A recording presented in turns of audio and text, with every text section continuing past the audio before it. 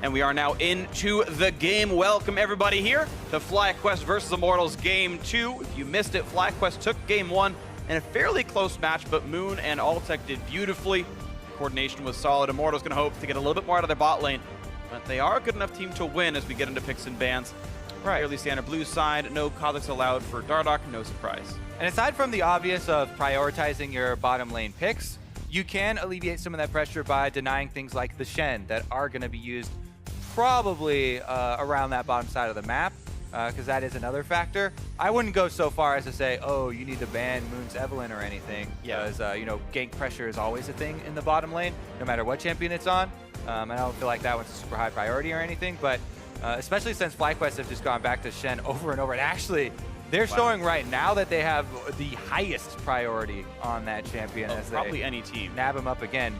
Bear in mind that this time as well, they also spent a ban towards the top side, towards Maokai, to eliminate that you know, advantage of team fighting that we kind of went over. Immortals, if they had played more defensively and maybe had been able to limit the bleeding, would eventually be able to rely on Maokai, better tank in the 5-on-5 stand-up, but that won't be an option this time around. So maybe it is on Immortals going for some flashy stuff here. I actually really hope, yes, they lock in the Lee Sin for Dardoch. Yeah. And I want to see Jace in for Flame as well. I feel like if Immortals' best performing players, there we go, is their top side of the map. I feel like you put your eggs in the Flame basket, you boil them up, and you hope that you know, you can actually win some games through top lane. Okay, if you are drafting this, you need to snowball early. You need to keep up the pressure. Jace has to be pushing turrets non-stop. He's got a Lee Sin at his back to help him out with aggressive plays. You want to whittle down the Shen, try and get him low health, maybe open up dive, maybe at least keep pressure up there, because if you don't, you know, start getting the early turret gold to help you snowball through the mid game, then you will, you know, fall off, or you will fall prey to the cross map plays, because Evelynn and Shen are going to be doing a very similar thing. Jhin again, so they'll probably focus on the bottom side. Altec will jump out to the early lethality build. Yep. This time around though, that is important for Cody's Son to be able to actually have a comparable AD carry down there as far as the ramping goes. Yeah, and I want to see if they can just, you know, get a decent wave clear bot lane in there. They can just kind of shove up and just, you know, not ever really be under major threat, because that was the issue before. And right, you have a very obvious Immortals game plan of trying to pressure for top side, I would expect. And FlyQuest, if they can keep the bot lane pressure going, I think that can be stymied somewhat by proper champs like from Immortals. We'll see. Cassiopeia off the table means 2 teamfight mid laners have already been banned away on the side of FlyQuest. Rise earlier on in the ban phase. And I would actually expect Immortals to just really keep on going with this. Try and draft a super strong mid lane as well, pushing, you know, maybe a Corki to go along with that poke, add that magic damage from the mid lane, because you really do want to get, you know, the early tempo and keep it. And Corki is definitely a great champion to do that. Plus, Haya has just gone back to that champion over and over and over again, and definitely shown that willingness. Yeah, well, they do need magic damage out of the mid lane. The rest of their team comps already physical damage for Immortals, so first pick Corki maybe on the table. Syndra dropped off. And of course now it's Immortals' time to resume picks here. Actually, Morgana, the support pickup, is going to be the grab. So not knowing what the support is of FlyQuest, they're going to grab Morgana here. Technically could flex mid, though I doubt it highly. Yeah. Oh, they're going to play one of his very standard champions down here. Yep, his most played, and will continue to be his most played. We'll be fishing for those bindings. Yeah, you can, you know, set up Varus to land some extra damage as well. You know, the bindings and the Varus ultimate can combine for a lot of lockdown if you're able to snare someone and turn that around. This also means you can pull off some pretty good counter ganks sometimes. Luckily for, you know, Evelynn, Moon will have extra speed to try and dodge those bindings. Evelyn's W is really invaluable when you're ganking a lane like that, but you have to be sure to sidestep those, because if you get locked up, they can easily take you down. So blind pick Zed coming out of high, and keep in mind, Immortals are still allowing Jace to be a flex pick as they haven't shown their true mid laner yet. And in case Bellwether was thinking about playing Jace in the mid lane, I don't feel like that'd be good into Zed all that easily. The only, I was gonna say the only flex I do see would be a Rumble top, because it's good into Shen, and you really need some magic damage on this team. So even though they're only mousing over at this time, do expect the lock in. They are able to pick that one up. So it's gonna be the flex into the Shen to try and get that good matchup still. Even though it's not the Jace, it's still gonna be a similar strategy. They're gonna have some aggressive solo lanes here an aggressive jungler, definitely. And Dardoch, huge highlight plays from him on Lee Sin. Definitely one of his favorite champions. And we'll see if he can perform with it here, because he could definitely change the way this entire game goes. If the bottom lane on Morgana and Varus is able to wave clear, as you said, just kind of trade CS, the solo lanes are really set up to help him out. And Evelynn versus Lee Sin is very good if Lee Sin is able to get a beat on her, as long as she doesn't, dodge out your Q. And even sometimes if she does dodge out your Q early on. You never know. Well, FlyQuest have changed exactly one champion between game 1 and 2. A new mid laner in High picking up Zed instead of Corki. But Immortals, 5 new champions here, completely revamping the champs, like hoping that a new look for the squad can work out. They are playing a carry top for Flame instead of that tank Maokai, so we may see that pressure up there start paying dividends if Immortals can keep their bot lane afloat this time around, or if Moon can still just capitalize on that and just feast on those players. Yeah, I mean, you can't be everywhere at once, right? So you need to identify, for Immortals, they probably want to play around top side. The top triangle, basically, of jungle, top laner and mid laner should be where they're trying to create a lot of their plays, considering both of those lanes are a bit volatile. Even though they're hugely bully lanes, they can also, if they do get ganked, it's rough if they get killed early on and blow summoners. So here we are, game 2, maybe the decider, as FlyQuest once again takes to the Rift to take on Immortals. Hoping for some more volatile lanes, as Kobe put it. Flame playing Rumble in the top lane, synergy bonus there you've got to expect, and Pobelter on the Jason mid. Hoping this one can tilt in their favor with Dardoch on the playmaking. Lee Sin grabbed that one in the first round. Moon back on his characteristic Evelynn.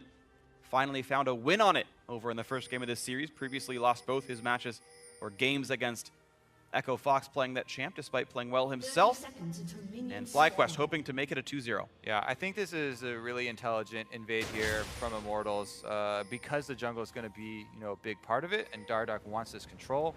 I would expect them to drop off a ward before they leave, so they can see where Moon is starting, and he can start to get to work in that sort of top triangle. Because remember, Jace does have range advantage on Zed, and if Jace is good at dodging the first set of Qs, Zed loses a lot of pressure in that lane. But if you get ganked and you die in that lane, and Zed gets up to that level 6 earlier, then you really do have to be wary, because you can still go for those all-ins. You can tell in the summer spells, though, they're prepared for this. Pobelter with the exhaust, High with the ignite. And, they're going to have to be fairly careful. Like that quick aggressive trinket out from Moon. Spots that Flame is leashing for Dardoch at the top side. No surprise, but it's always good to have it securely known. Moon once again doing the Raptors start that he did in the prior game, so no leash at all, but you can see lots of bonus XP for him. Yeah, and Evelynn is definitely one of the champions that it is nice to do that on. As we said, at the start of the game, you do get extra bonus experience for the low level of all those Raptors. And Evelynn has AoE at level 1 with her Q spam. So able to do it fairly healthy. Only 1 charge on the potion used. And always take Talisman on Evelynn, because you can get so much health stealing out of that. Yep, the whole wave. One of my favorite tricks actually is, even if you later on in the game don't want to kill the Raptor camp, you can pass by it. You gain 100 to 150 health off of just passing by it, landing Qs as you're running. It still leeches the health, even though you're walking away. Absolutely. Flame UNC looks for the aggressive trinket ward. Will actually see Moon. Didn't turn invisible yet, so they know what's up with this Evelynn. Yeah, the cooldown on your pass is pretty long early on. Yeah. But regardless, you rarely run into mana problems, because you can just walk around invisible for the extra regen later. Dardoch, meanwhile, now that he has that extra information afforded to him by Flame, can make his way actually wherever he wants, go control the scuttles, even go for an invade on Moon. Evelynn has to be super scared, as I said, about any confrontations with Lee Sin, as he will easily outduel her unless the circumstances are heavily changed by laners. And this is really well played by Immortals. This is one of the benefits of having a best of 3 and having your coaches sit in the back room. This same jungle start for Moon in this one, They pinged with him doing Raptors at level 1, and they pinged him doing Wolves. They warded him doing Blue, and it's an easy red steal. Also, Dardoch could definitely wait around and get a huge chunk out of Moon's health. Level 3 Evelyn is a good target, but misses a flash E. Oh, gets a Q out of the wall anyway! Pobelter maybe not the best flash. Dardoch! Minions in first blood! That is a catastrophe that should have been first blood. And now Pobelter's missing his flash. Exhaust is on. Damage output here. Gets him into the wall, though they've got to be a bit careful. But here comes Shen, and that's going to be the kill picked up anyway. 2 for 0 FlyQuest, and that's got to feel terrible for Immortals. Oh, shoot. There you go. PG-13. That sucks. That definitely sucks for Immortals. That's almost like the whole spirit for their whole team has just kind of been crushed here. We talk about how much this lane can snowball the other way as well. Your Lee Sin has this huge advantage over Evelyn. Could wait at the buff to try and chunk him out when he comes to check it. Goes for the gank onto High. High gets double buffs. He gets the kill. He gets the flash as well. Both flashes were used. It just so much in the favor of FlyQuest off of that early play, early botched play from Immortals. That is really a demoralizing start. So one of the big things now, as a team, it's still so early on in the game. Even though it's rough, you got to find a way, to change focus and really reset the mentality, because the mid lane is really going to be highest favor, and that just bailed Moon out, right? Yeah, it really did. Dardoch was going to have a huge early lead and a large amount of time advantage, but now Moon's actually got a level advantage, and he's got his Hunter's Potion and armor already set up for defensive play. And this is kind of like the mark of a good Evelyn player. He's like, okay, I know Lee Sin's going to want to live in my jungle. I know Dardoch's aggressive. I'll go Hunter's Potion for full HP all the time, and I'll go Cloth Armor so I don't get one shot. It'll delay his power spikes, absolutely, but Pobelter's going to face check into him, and that's good enough. And out goes Pobelter. He's going to maybe recall away from this. I will say that props to Pobelter, though. As soon as he got close to that bush, he was watching High the whole time he moved towards the bush. And you can tell from your enemy's movements. As soon as he moved towards it, High moved up aggressively in the lane. He was like, oh God, Evelyn is definitely here. Now, this is the type of game sense that we were talking about in game 1 that the bottom lane maybe should have taken into account. But Pobelter, even though he gets chunked there, he's forced back and he's in a terrible situation. At least he did have that game sense to see High moving up and not get himself killed. 2-on-2 fight for the Scuttle Crab. Boop. Good smite by Moon, grabs it away. More camps out. Good dodge on the Dark Binding as well. High just under the turret. He's level 6 and baits out to the skies. Exhaust drops turret aggro. Good damage. One more hit would kill him, but he can't get back in a range. Pobelter stays alive, but only barely. Whew. Yeah, holding on there just barely, and this is maybe the 3rd time in the last minute that Pobelter has had to base. Is really suffering in experience now, and it's just going to get worse. Now he does not have Exhaust. His Exhaust is the only thing deterring High from doing that again. Now it will not be there, and High will have Ignite for next time. It's all about cooldown tracking, and High will have shorter cooldowns. It's going to be a huge advantage, I got to say. High is going to feel pretty good about this one. Flame is level 6, does have Teleport, does have Equalizer, even has Haunting Guise. So first power spike secured for Rumble. He reached level 6. Maybe Immortals can make a play out of this one. There was temporarily a minion lead in the bot lane. That has gone away now. Cody-san actually does have better items overall in the lane. His inventory is a bit richer. Might not mean much, though. Yeah. Hey, lands an arrow there. At least I'll take it to level 6, though, and you got to be careful. We did say what we want from this bottom lane, though, was to try and trade CS and their wave clearing, and doing that at the moment. So even though tragedy struck in the mid lane, need to try and stay upbeat about it and try and get back here. And no game's over just because it's 2-0. Exactly. It's only 1,000 gold. It just seems so scary, and you really feel for Pobelter in that lane. Facing his dead, that his ultimate's about to come back up, its Ignite is about to come back up. Bottom lane gets pelted here with the long-range harass. That's just stoned off the experience. Yeah, and it's like, we're level 6. Run away from your turret. So they do. Shoot Ole again. 140 HP down and miss a couple of melee minions. 10 CS overall tonight, make that 8, but still advantage, of course, to FlyQuest. I typically want to say Flytech. I don't know why. I guess because of Altech. Fly right over it. Give you a pass on that one. All right. Moon continuing to farm here on a ward. Hasn't had to do anything. Feels good. Yeah. High's going for it, pretty much on cooldown there for the ultimate. Gets a large chunk of health. Does not burn the ignite as he did not expect to grab that kill, and holds on to the longer cooldown. Yeah. And I actually like how Pobolter's playing it. It seems, I'm pretty sure the way it works is you always show up behind your target, so as long as Pobe is somewhere near his own turret, you just melee form, hammer him backwards, and Zed will take turret aggro, and High can't fight for much longer. So as long as Pobolter's not like in the middle of the lane, he can make these trades very short. It's one of the interesting things that was always cool about the Ahri matchup with Zed Ahri, because you try and charm backwards to the other side, yeah, that he starts his ultimate from. But yeah, similar thing there with Jace. This one's targeted. You're just going to mash your keyboard and it's going to work out for you in the end. But less timing requirement, more just make sure you do it in time. Also, a little bit less reward. The charm landing is huge in the matchup. But Pobelter is trying to hold on here in the mid lane. He's doing just that. At least hasn't had a huge CS deficit balloon here. So you have to say, you know, making the best of that bad situation, stabilizing their mental game, you know, calming down the shot calling here for Immortals has happened. The thing now, though, is that FlyQuest are the ones with the initiative. They've got the Shen ult ready. They have the Jhin who's powered up and started roaming around now. That it really is their next move to make. And Immortals' really hope here is to try and come up with a good counterplay. You know, Dardoch getting in place for a counter gank and trying to burst somebody out. Okay, we'll see what happens right here. A lot of mid lane folk. Yeah, a bit of commotion. Let's see, here we go, looking for High. Jumps over towards Ole. Shen's in there as well. That's a bad news bears for Morgana. One kill picked up. Is there more to be had? Whiff equalizer turns into nothing right there. Also low. Back in evolves. Talk comes up on a dart. Not going to land the root just yet, but a double kill comes through anyway for Zed Falls.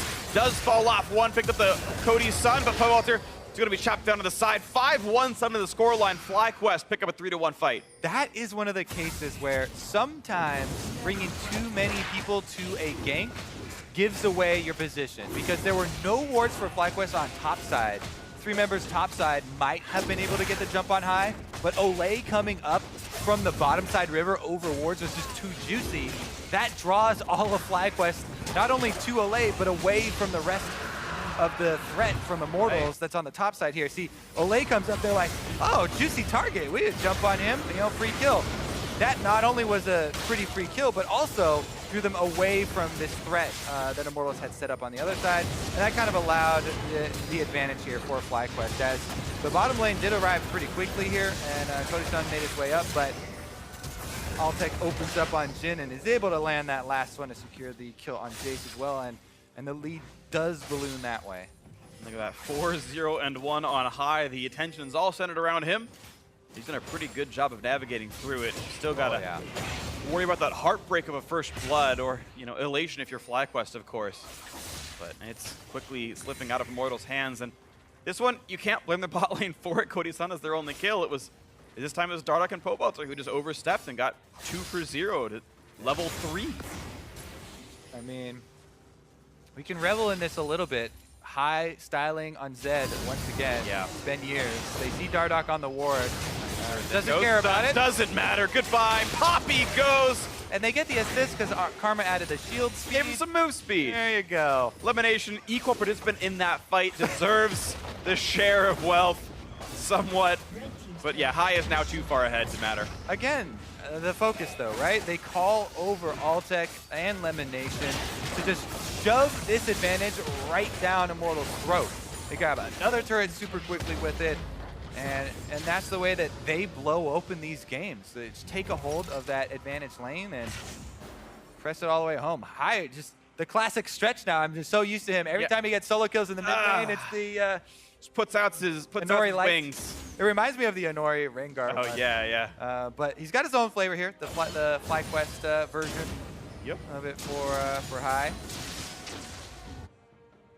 5 now kills for him, and the lethality will just keep on stacking from this point. It just gets worse and worse. Everybody on the enemy team is a prime target, by the way. There is nobody that is safe. The actually the duo trend keeps it's the duo of ninjas, really, because Balls, even if someone was semi-safe, Balls can just come and help out High with a Stand United just to add some extra safety there as well. You know what's actually kind of funny?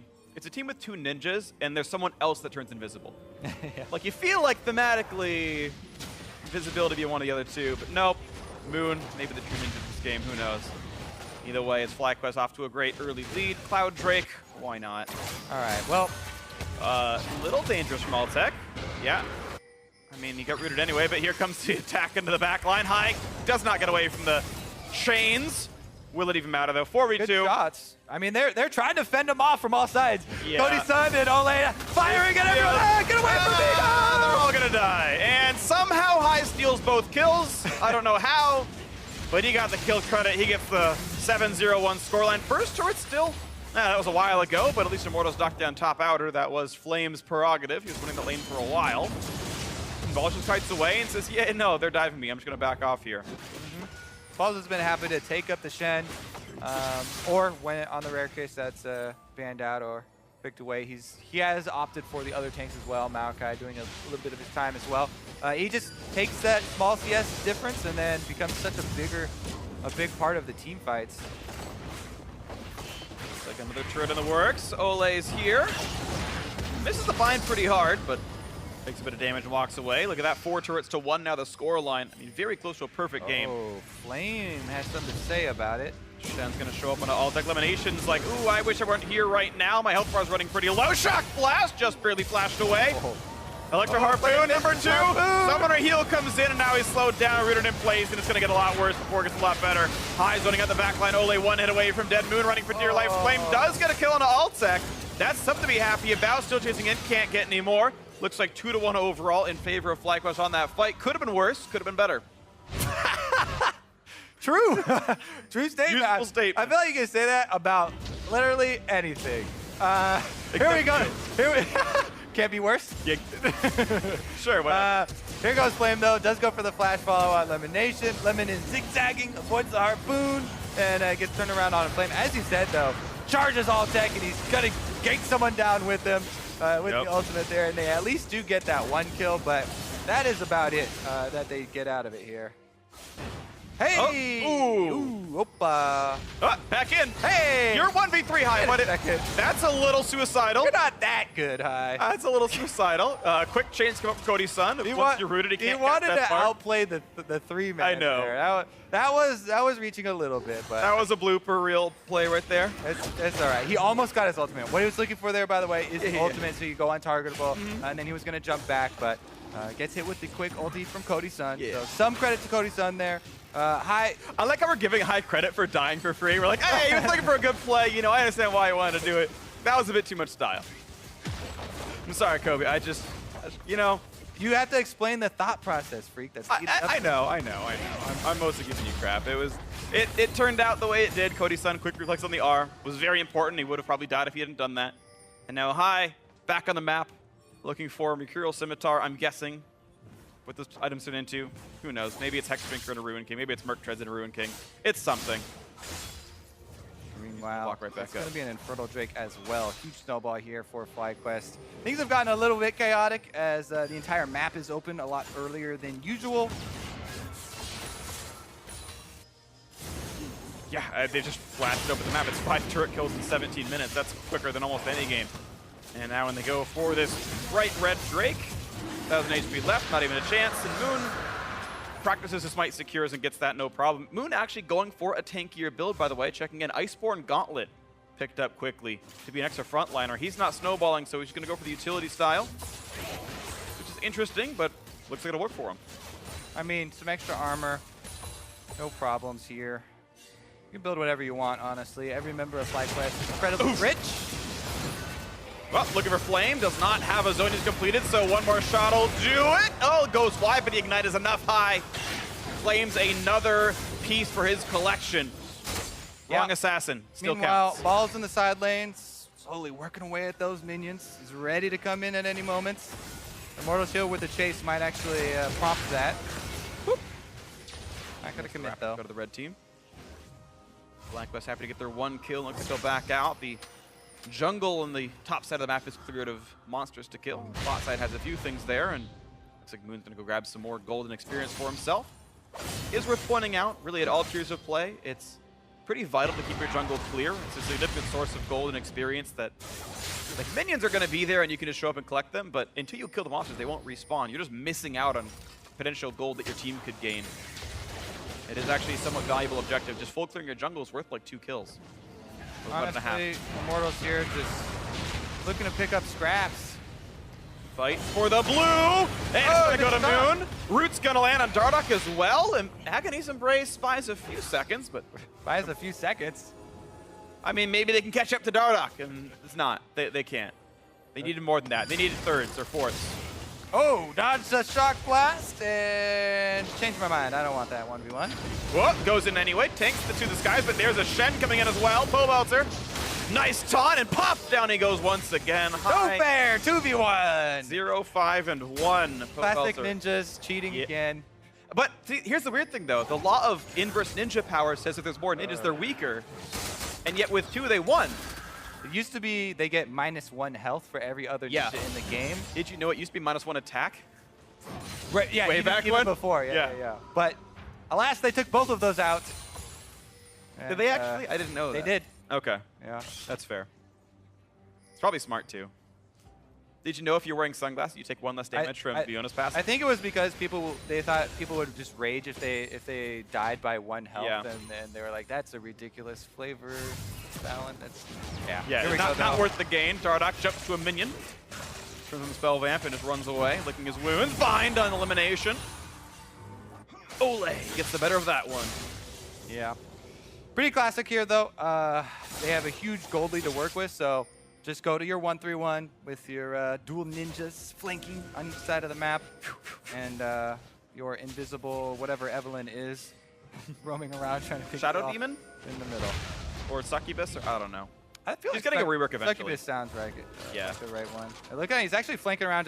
This is a classic super fed Evelyn play. You're just up in enemy territory, looking around for any stragglers who wants to die. I actually know what Evelyn's supposed to be. I'm not going to spoil it, though, but I've heard.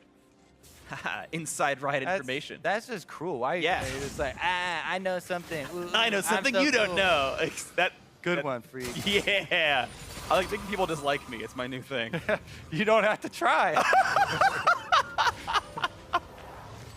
Fair point. Woo! Yeah, there we go. Kobe 1, Freak 0. Classic NA jungler flame. Yeah. All right, here we go, though. Go for the... Indoor's going to clean you up. Ah, he's not fast enough. He's got boots 1. He's just too slow. Can he dodge out, though? Look for Dardoch. Dodge away from the shock, but suddenly there's more team here. That was a bait in the first place. High flashing away from everything else. Dardoch nearly dead. Does limp away barely. And the last curtain call not going to land either, so out they go. Nothing for nothing. Ole gets the wards back down. Well, after that bit of excitement, maybe we'll see them focus on Baron to actually finish the game out. It's like so. Here comes the Stand United. Now, this does open up the opportunity for Immortals to try and get a steal. Nice. Yeah, if not for that shield. Yeah, that was... I love the aggressive play. And, yeah. Flame did burn TP to get in there. Let's count the things, in Immortals' favor for yeah, exactly. The Immortals' flavor for stalling out is Shock Blast and Arrow Spam from Varus. 2 of the best for, firing projectiles over the Baron Pit or using those projectiles to try and defend your turrets and stall this game out. Because, as chaotic as it's gotten and as crazy as we are, getting away with this one, that is still, the prime objective here for Immortals. Try and buy themselves some time, and if that Baron throw presents itself, be in place to jump on it. Well, Hai usually very good at shot calling the Barons appropriately. He's aggressive at calling them, but he's also usually pretty accurate in calling them off. You expect FlyQuest to clean it up. Especially when he's about to die from one Baron to auto in the air. Shield. Probably time to abort mission. Yep. See it again another time. Kills his enemy, the ward. Down it goes. Thanks for the 30 gold, pal. Yeah. I mean, if we're trying to tally up, comeback attempts here for Immortals, well, never mind. Let's put some more action first. Tops off the Banshees, and Pobelter has to burn Flash to get away. Edge of Night Shield. I know it's not Banshees, but he's got 3 people on his tail now. But 4 team members. Oop, Hai, that's half his HP from a Shock Blast. Moon wants it. That happens again, it's going to be bad for him. Exhaust is on. Pobelter's still going to be hit up. Ole tries to block out the curtain call. quick shield in, and Ole one hit away from dead, but blocked by someone else. Looks like Cody Sunface tanked it with Edge and Ice Shield, so that was a 0 summoner heal, I believe, to remove Deathfire Touch as an option of killing him off. But as many summoners down, looks like 4 of them burn on the side of Immortals, and FlyQuest still feel pretty good about this. Yeah, the more that FlyQuest keep going for all these kills and blowing summoners, they increase the... Oh, actually, Dardoch is pretty deep. There's vision actually all around, but not vision that saw Dardoch get to this point. So even though there's a lot of FlyQuest members around, tries to get high, Ward hop in, kicks him down, shut down, solo kill to Dardoch, finally getting revenge from the very first play of the game. And the comeback tool starting to assemble. It's going to take a lot more. I'm not sure what prohibited Balls from ulting. Maybe they made the call, hey, I don't need Stand United shield, but it was pretty clear that you needed the Stand United shield there, so maybe it's time to criticize the communication on FlyQuest. I'm going to see if it was technically on cooldown for like that 1 second.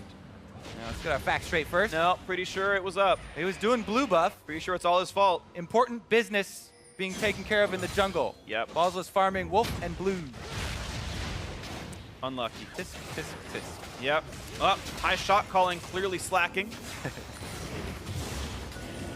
Yeah, I feel like those are the easiest calls to make too. Help! Help! Help! Ah, help me!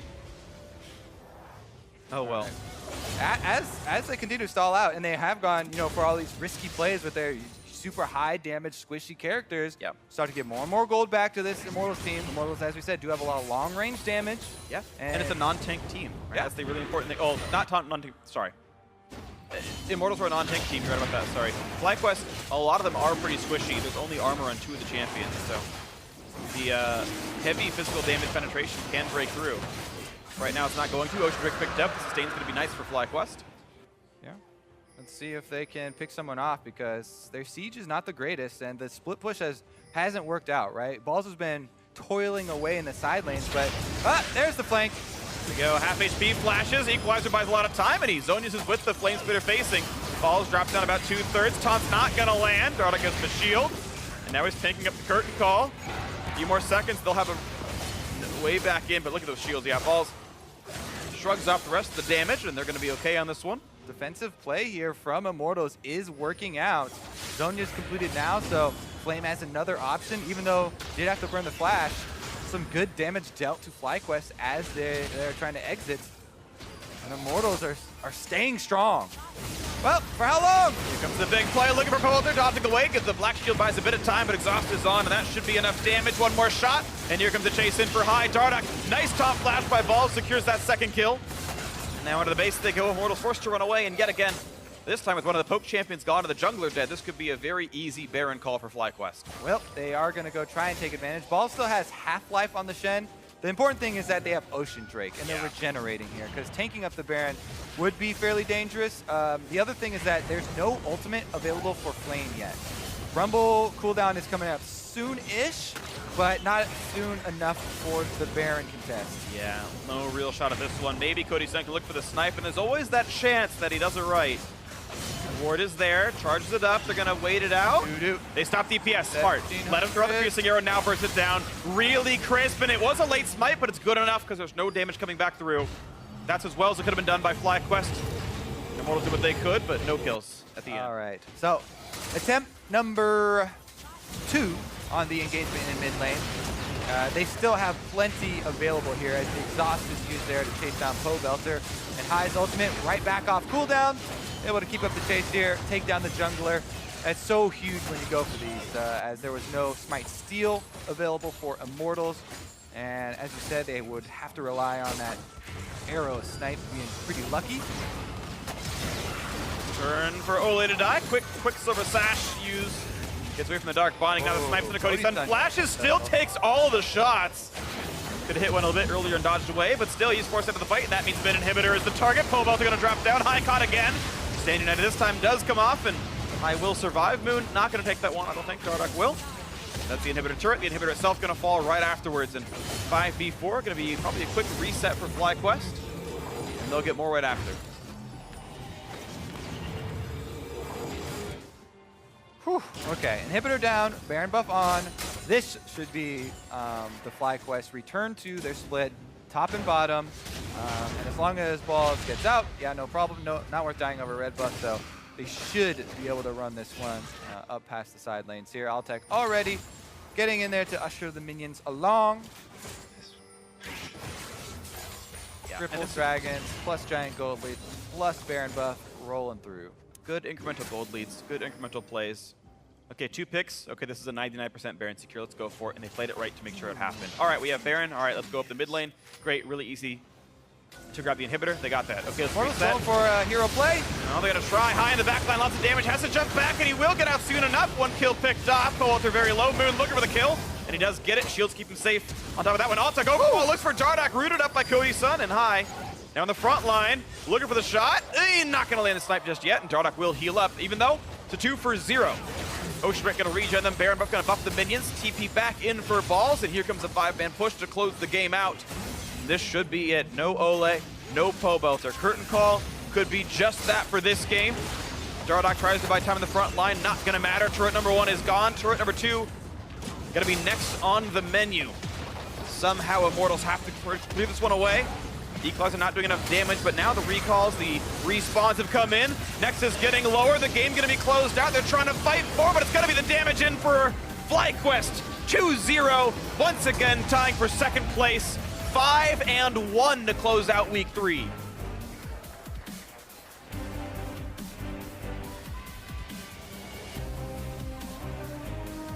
FlyQuest dream start to this season continues.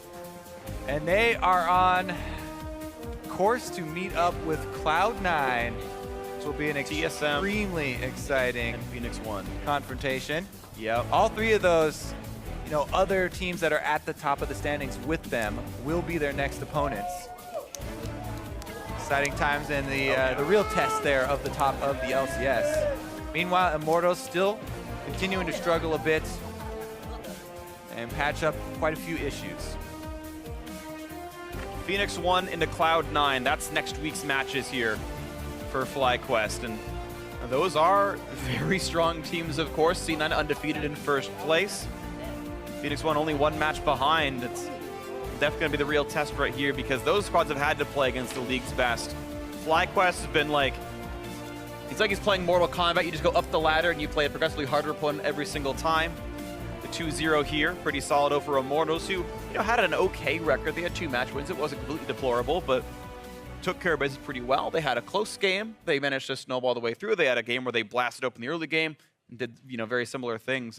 Shot calling still crisp. The individual play from High still very good as well. Moon, different build on Evelyn pretty much every single game, still finding ways to make it work. And the FlyQuest formula certainly is succeeding. Yeah, and they've got a lot of these underdog hero stories on the team.